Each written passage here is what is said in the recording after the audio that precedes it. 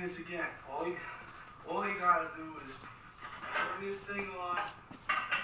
Put the not that. There we go. All right. Put that on for like 20 minutes, whatever it takes to boil. Oh, hey, can you get that that shelf up? Yeah, that stuff. You bring it over here. There you go. Got it.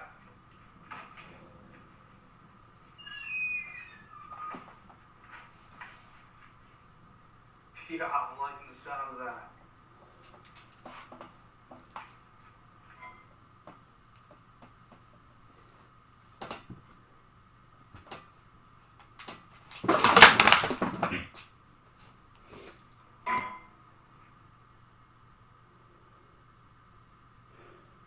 So where the hell have you been? I was at the store. Yeah, the store you left to go to like 12 hours ago? 13 hours ago? Did you at least get the sour cream?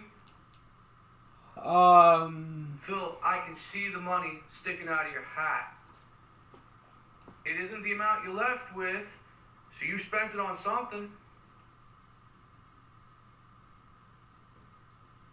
Dude, the corner store is just down the block and you couldn't just get the stuff we needed? What the hell happened? Okay, so it's like 10 in the morning, right? I go to leave the store. As soon as I walk out the front door, right across the street, is Sleazy Pete. I don't want to get wrapped up in whatever get-rich-quick crypto scheme he's got going this week. That's fine. I'll just cross the street further down. So I hit the sidewalk, I turn right, and who do I turn into?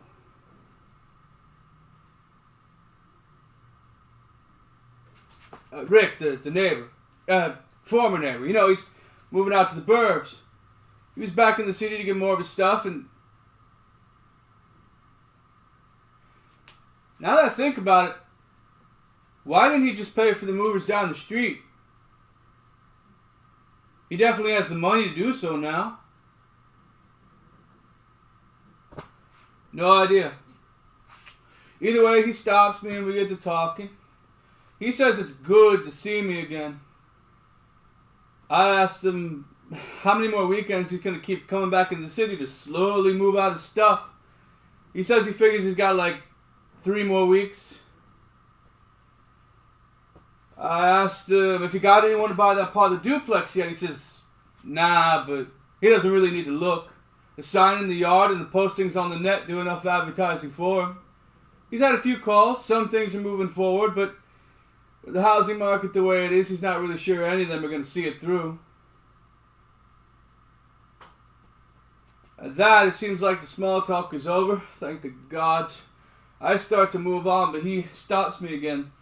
Says he's met some of his new neighbors, and one of them reminds him of me. I'm like, oh, yeah? Who are they? He pauses. He's clearly trying to think.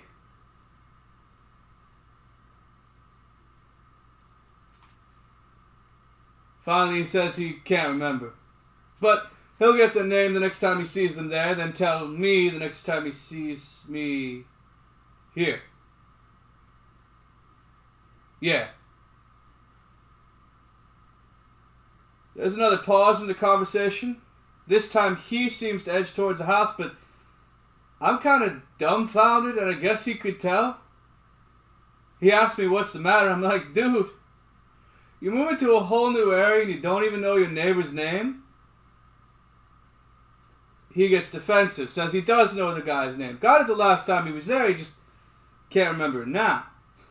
I'm like, mate, everybody here. And then he interrupts me. Now he's getting mad, starts raising his voice, telling me about how everyone here is trapped.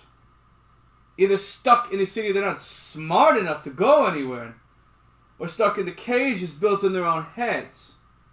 He says that everyone here is just dragging him down. That he's got to 4-year college degree, and he's not going to waste his life stuck in this area spinning his wheels. Then he starts pushing on me. I tried to move past him, but he kept blocking me, saying that if I were smart, if I had finished college, I'd be doing the same thing as him.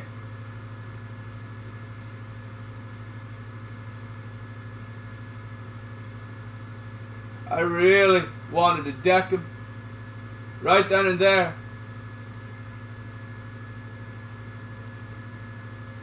Not sure what stopped me. The assault charges? Or that I prove him some form of right by doing that? Can't say I was really thinking at the time, but I figured Sleazy Pete would be better than this ass. Couldn't get past him, so just going across the street would have to do. He said some more bullshit as I was walking away. Something about running. Shit I wasn't paying any more attention to. I was seeing red.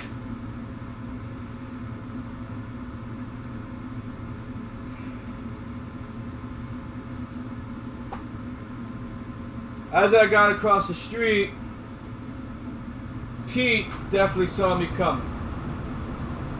I know I said he'd be better than this, but I did try to do a last second dodge around one of the parked cars, but he's too slick for that. Stopped me just as I hit the sidewalk. I could still hear Dickbag shouting after me, so Sleazy Pete starts trying to sell me on some kind of crypto e-cig thing. Pulls it out from his puffer jacket's inner pocket. It's a cylinder-looking thing with a thick bottom. He explains it's got 5G tech built in to make sure connection is stable. Pete sells it as an easy way to quit smoking, as each puff will cost a crypto coin. Filter coin, I think. And those coins don't come cheap. I had to remind Pete, I don't smoke. Well, not cigarettes anyway. I don't need that addiction in my life. Pete tells me he knows, but maybe I would know someone who does, who could use it. I guess there's Mac, but I don't want to get you roped into that. I told him I didn't. I lied. But I didn't move on. I couldn't hear him anymore, but I don't know if he had left. I guess I just wanted to try to flush that asshole's words out of my head, so I kept talking to Pete, asking him how this thing even works. Like, what happens if you do lose internet connection? There are huge sections of the states without 5G. How are you going to take a puff? Pete just kind of stared at me for a moment. He looked down at the e-cig. Finally, he said he doesn't know. We'll have to ask the manufacturer.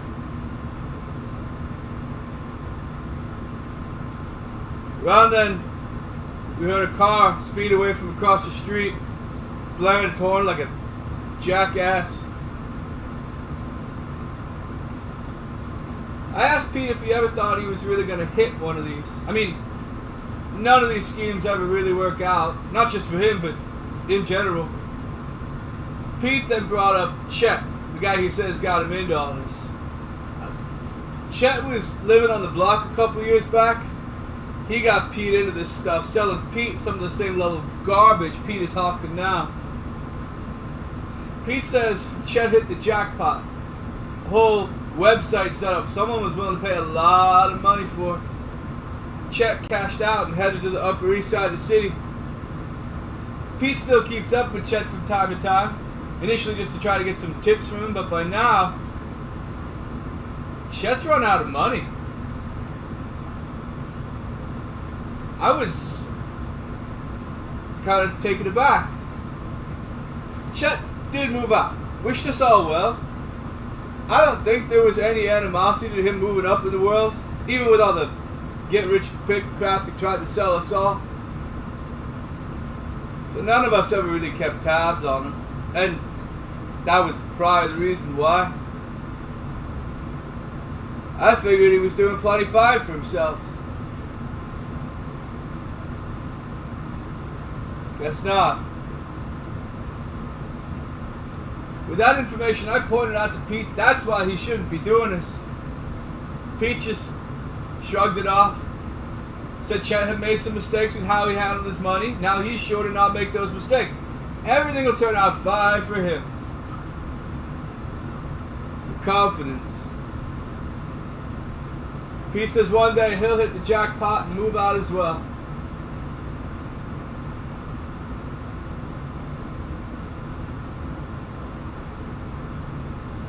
I asked Pete, why does he do this? I mean, all these get-rich quick schemes he keeps getting roped into, does he enjoy it in some way? Pete says he can answer that one. He's got a wife and kid back at home. The wife makes all the money and plenty of it, to be fair. But Pete still wants to contribute something. Make sure his kid doesn't feel like he's just some bum. He tried the whole get a steady job thing. It didn't end well. Several times. Pete says if he can just hit one of these jackpots, one of these quick rich plays, his wife wouldn't have to work as much. Or maybe at all. I'm not gonna lie, it's kind of sweet. And this is definitely the first time he's ever told me about that. Or maybe it was the first time I paid attention.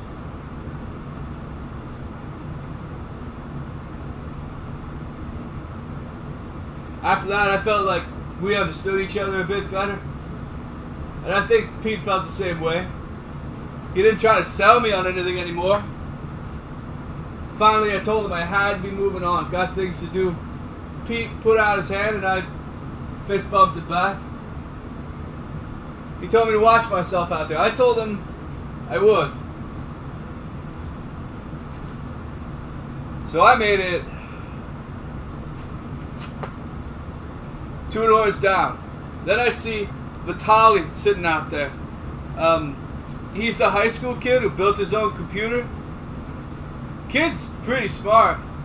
But every day, this dude wheels out this desk with a big screen TV and his gaming PC and a huge extension cord going back into the house. And he sits out there and plays video games. I guess it's better than just sitting inside and playing video games. He always wheels out a second chair too. Puts another game controller on there in case anyone wants to join him. I think I've seen others do it in the past. But today I saw something else out there. There was another table with a bin full of games. He said he was looking to sell them. He's a high school kid with a high school job. Doesn't exactly pay well. And he's now gaming on a PC. All the games he was selling were console games he no longer has a use for, as he has almost every one of them on PC and in a better quality. I kind of poked through them. Then I saw what he was playing. Fortnite. In particular the no build mode. That is my shit. Pure skill. Mild bit of chaos. Checking my phone, it was only like 40 minutes since I had left. I had time. I probably didn't need to, but I asked him if he was alright with me joining him. He said it was no problem. So I sat down, got set up, and hopped in. What a game, man. We started talking about it. What level of pass he was on. Strategies. Where it was best to hide and best to fight. Then the conversation steered towards more general talk about video games. I asked him why he games. He says he likes to see how people's minds work, react, tick. What they do under pressured situations.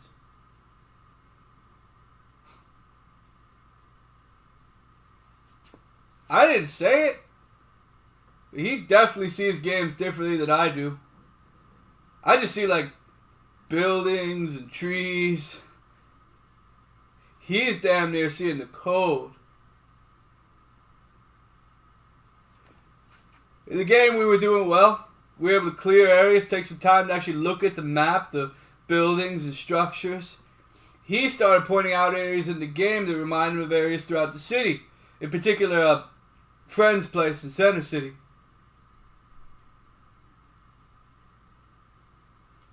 My mind kind of wandered a bit. He seemed to notice me go quiet. He asked if everything was okay. It's unusual for me to even notice his playing. I asked him.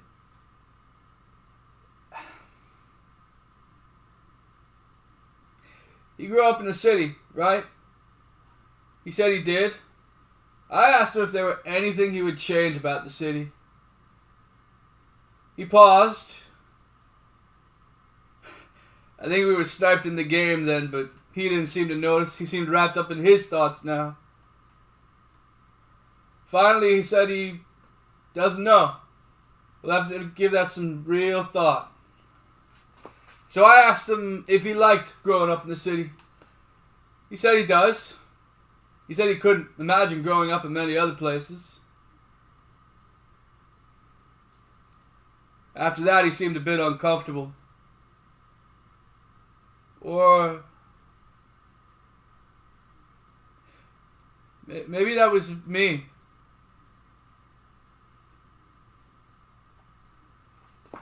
I apologized and we jumped back into the next game. We finally won one, and I decided to call it there. Well, I meant to. It took like 3 more games before I could finally pull myself away. But before I left, my eyes caught that bin of games again. I dug through them, found what I haven't played yet. He wanted $10 for it. Look, not a bad deal for a $60 game to start, but I only brought 15. It wouldn't be enough to buy that and the sour cream. So I haggled back and forth with him until I could get him down to $8. We had a deal, shook hands, and I went on my way. So I made it a few doors down. I'm moving at a good pace, right? Then this parked car on the street opens its back driver's door, but nobody got out. I stopped. Something felt wrong. I slowly started moving up. As I got closer, I saw Errol sitting in the back seat, waving me in, telling me to hop in. I checked the front seats. There was nobody in them. Errol said it was fine. I slowly got into the car. Not really sure what this was all about.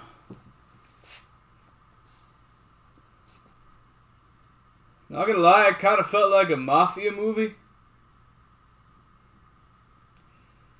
Once I was in the car, I turned to him to ask what was up, but he then leaned forward, reaching across me. He grabbed the door and closed it. In a word, nervous. This was all so weird. Once he was settled back in, I asked him why he was in his car. It's summer. Errol pointed at me, saying that's exactly why he's in the car. It's summer, and the AC in their place is broke. But the AC works fine in the car.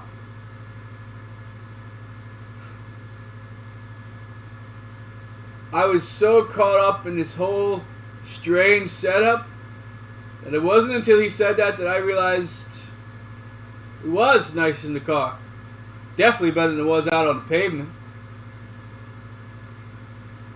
I asked him what he wanted. He said he'd rather know what I wanted. I didn't quite get what he meant. He said he saw me coming up in the rearview mirror, and apparently I looked focused, not like my usual self.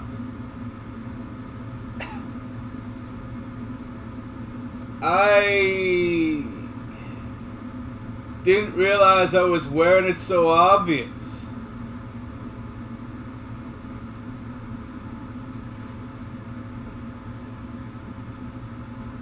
I asked him if he remembered Jacques' Halloween party last year. He said he knew of it, heard some crazy shit went down, but didn't go himself. I told him I was there before things got out of hand. I was just there, hanging with Rick, getting a few drinks in us. I miss hanging out with him like that. At that party, Rick told me he was proud of me. I had just gotten through a community college, got an associate's degree. He said I had taken the first real step to bettering myself. I didn't think anything of that conversation at the time. Just figured it was drunk Rick getting more sentimental. But now, I guess I should have seen the signs, even back then.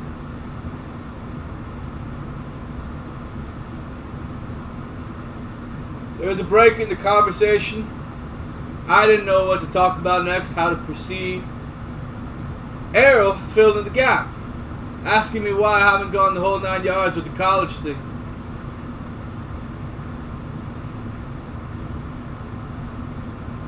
I don't really know. Kind of meant to, but by then I had just done 2 years of school after being away from that life for a while. I needed a break. I would say the break is meant to be a year long, but we're almost at a year now, and I get the feeling I am not going to want to go back. The break is probably going to be a lot longer than that.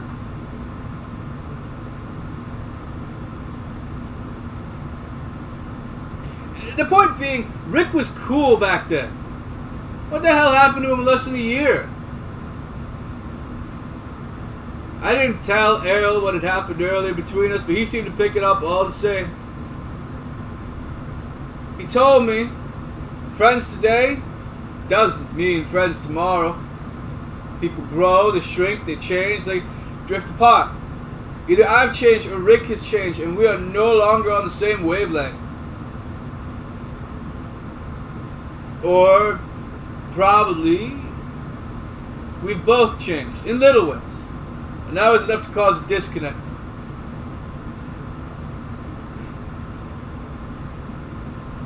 I was kind of floored by that statement. I didn't realize it, but Errol's a wise dude. Vitaly's a smart kid. Errol only finished high school. Vitaly hasn't even done that yet. Rick's idea that he's better than any of these folks is really stupid. I wanted to continue that conversation, but as I began to speak again, Errol's phone alarm started going off. I asked him what that was for, and he told me he kind of lied. My head immediately snapped to the front seats to look at them again. There was still nobody in them. Errol said there were actually 2 reasons he was out in his car. The broken AC was one of them. The other is his old lady doesn't like him smoking in the house. Says it sets the smell into the walls. He doesn't quite believe that, but she's the boss. The alarm was to make sure he didn't miss that time. Baking time. Errol pulled some out, started packing and rolling up. Dude has clearly been doing this for a while, because even in the cramped space of his car, he didn't lose a single piece. Kind of masterful. In a quick motion, he pulled out a lighter from the pouch in the back of the front car seat and lit it up. That smell filled the area quick. Good smell. He definitely has something more exotic than what we typically use. He took a drag and offered me.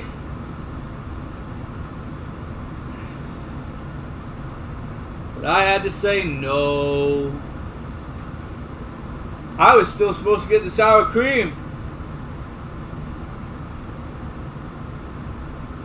Once he was settled back in, I tried to continue our conversation, pushed on the topic of friends, current and former, maybe how to get the formers back to current, but all he could come up with was offering them something they liked already.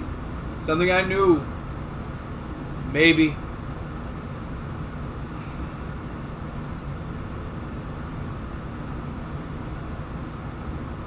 The philosophical side of Errol was gone. Who remained was now shallow as a puddle. Look, I know there's a time for that style of baking, but this wasn't one of them. At least, not for me. When it became clear there was no way I was going to be able to continue that conversation in any meaningful way, I told Errol to hang tough and got out of the car. As soon as I got out of the car, closed the door, turned back on the sidewalk, and who do I see coming straight towards me? Charisse. Ah, great. This is not what I need right now. I would have ducked behind the car or hid somewhere, but she already saw me, looking straight at me, marching straight towards me. I tried to move towards the corner store, but she only needed to take a few more steps to be right on top of me. She asked me what I was up to. I continued moving towards the store, telling her I was headed there. She turned around and started walking with me. We made it a few doors down, and she kept talking and asking questions about how my day's been and all that. Look, I know she's into me for some reason, but I just don't have the time right now for a relationship. Or I guess then either. I kept moving and she stopped.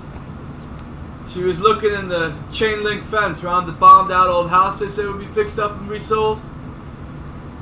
They said that ages ago, and yet there's been no movement beyond just putting the fence up to try to stop anyone from getting in. She said all this with a tone that I just can't place. Something between regret and mourning.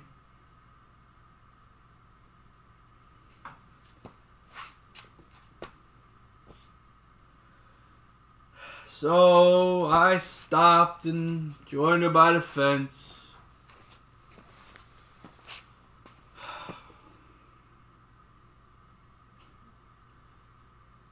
I get the feeling the fence doesn't really work all too well. Even from the sidewalk you could see paint tags all over the last few walls standing.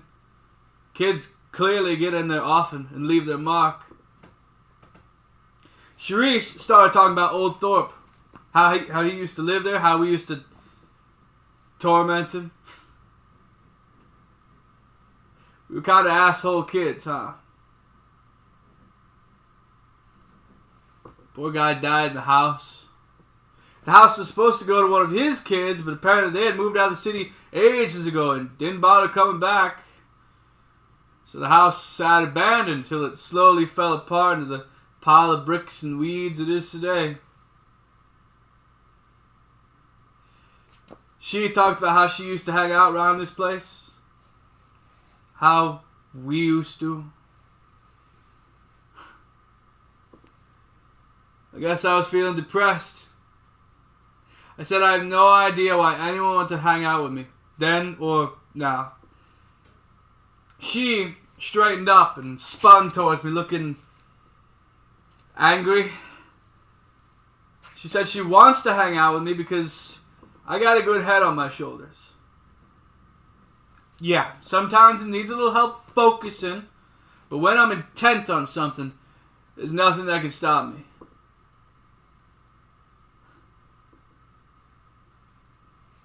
Wasn't what I was expecting to hear. It was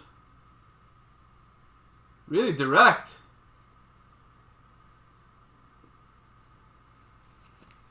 I kind of shook it off, joked that she wasn't just hanging around me for my dashing good looks. She scoffed and turned back to the fence. Definitely not, she said. Jeez. 1 second a compliment, the next a hard smack in the face. We turned around and leaned back on the fence. Kept reminiscing about old times. High school, block parties, popped hydrants on hot days. What's coming on who's coming going on the street. Good memories.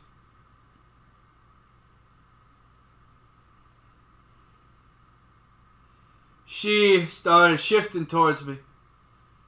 Touched my hand and I recoiled.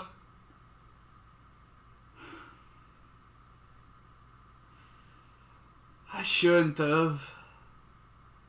The look on her face. I just don't know what to do with all that. I don't want to give the wrong impression.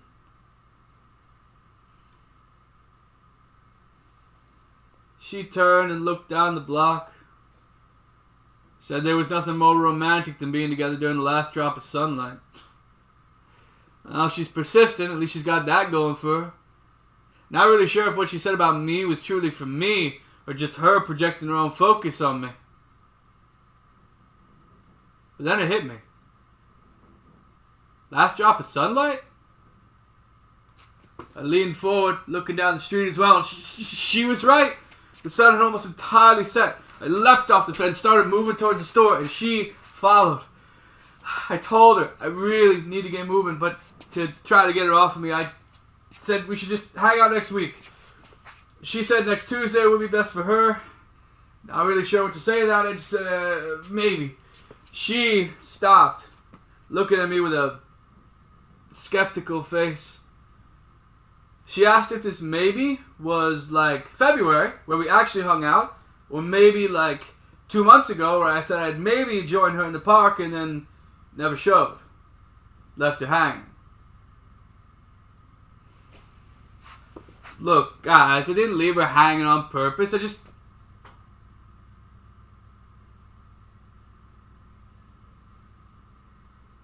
got caught up in other stuff.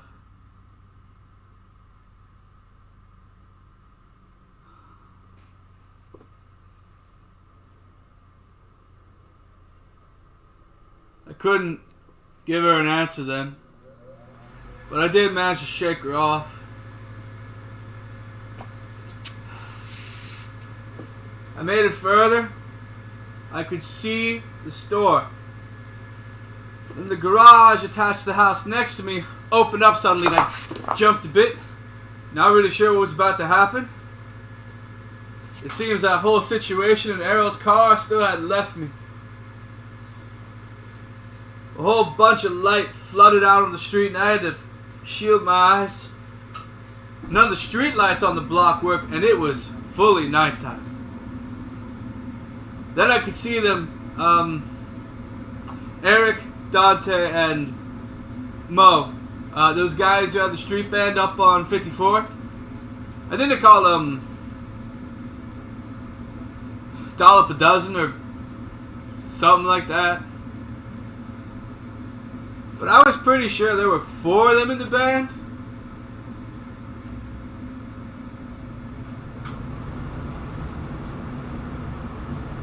Either way, I stared at them for a bit too long, then started to move on, but Mo called out to me, asking me to come over. I hesitated, looking at the store, but another couple minutes shouldn't be a problem. I walked over and started talking to Mo and the rest of the guys. They were practicing new music. Problem was their fourth guy, Chris, wasn't there. According to them, Chris doesn't do rehearsals. They want to get the new album recorded in like a week so they can perform it on the street and sell it. But as they put it, they really needed practice. And Chris plays the steel drums, an instrument Mo knows I worked with in college.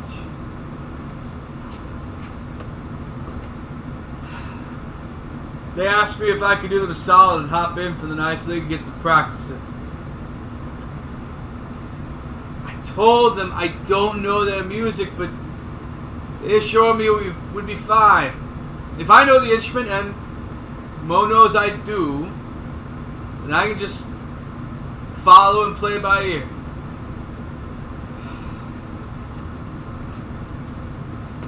They pressed again that they really needed the practice.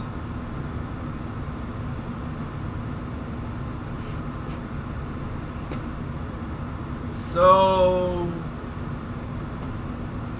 I hopped in. Their music is a kind of tropical, chill hop kind of feel to it. Solid stuff. If I had any more spare money, I would have bought a CD off of them. After the cobwebs were shaken off, then the concerns over any coppers coming to deal with noise complaints wore off. I started to get into a flow. Really enjoyed myself. It was fun. Like I was on a real stage again. I thought we were making some real solid music. But nobody gathered around on the street. Still, nobody complained either, so we must have been doing well. I was in the flow. Wasn't really paying attention. I have no idea how many songs we really did. Maybe 10? Twice? Maybe? Then the jam came to an end. They thanked me for coming in. I thanked them for having me. I don't know how to put it into words, man. I felt real good after that jam. Better than I have all day. Hell, probably better than I have in a long while. As I left the garage, I was reminded why I was brought into that in the first place. I told him it must be real annoying dealing with a guy who doesn't do rehearsals. Everyone needs it to perform, or at least to feel better. That's when Dante spoke up. He shrugged it off. Not just because by now they're well aware of his quirks, but because, as he put it, he didn't belong here this night. Tonight, I belonged here. Tomorrow, who knows where I'll belong, but I'll find it all the same. That kind of hit me. After a moment, I thanked him again for the jam. We all said goodnight, and I started moving towards the store again. But I quickly fell into my thoughts. Dante was right. And it looked like the rest agreed. We all gotta find where we belong. Where am I gonna belong tomorrow? I was so lost in the thought, I almost walked right past the corner store. Realizing where I was, I spun towards it. Then I knew I fucked up. The place was dark, closed. I checked my phone. It's 10:30. I checked the store hours I have up in the window. They closed at 9. Tried the door, closed and locked. Pressed my head on the glass looking inside. All the lights were off. There's no one left in there. Shit. Turned around, looked to the next block over. Could try Saul's, but that's blocks away, and I have no idea what their hours are either.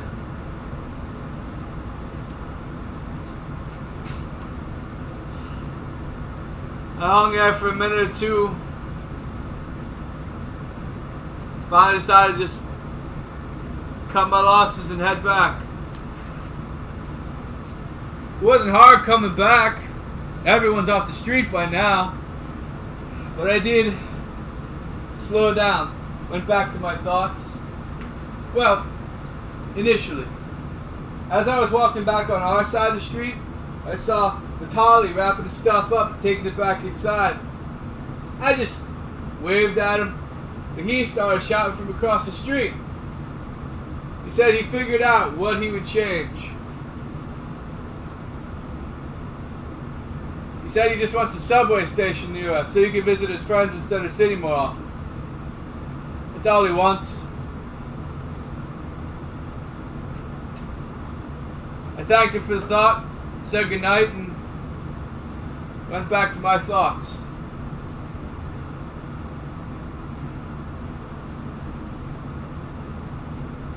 This day, I stormed away from that conversation in the morning with Rick because I was pissed. But why? I think I knew it even when it happened, but I didn't want to face it. The real reason was probably because I was afraid he was right. That I was trapped here. That we all are. And that we won't make it anywhere if we stay here. Now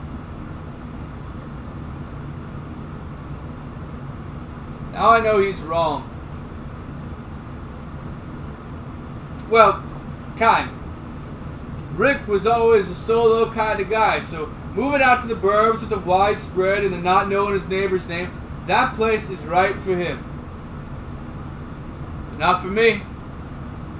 I prefer this city. A block where everyone knows each other's names, has each other's backs if needed.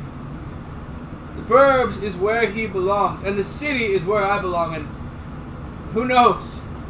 Maybe someday Rick will no longer feel like he belongs out there and will come back. Or, the opposite for me. Yeah, we had a bit of a fight today, but if Rick wants to come back anytime, and if he doesn't act like a total dick, I can see hanging out with him again. Like before. If he's up for it. Maybe he will be. Maybe he won't. Maybe that time is come and gone. As I got that, accepted that, it's just when I was walking back up the steps of this place.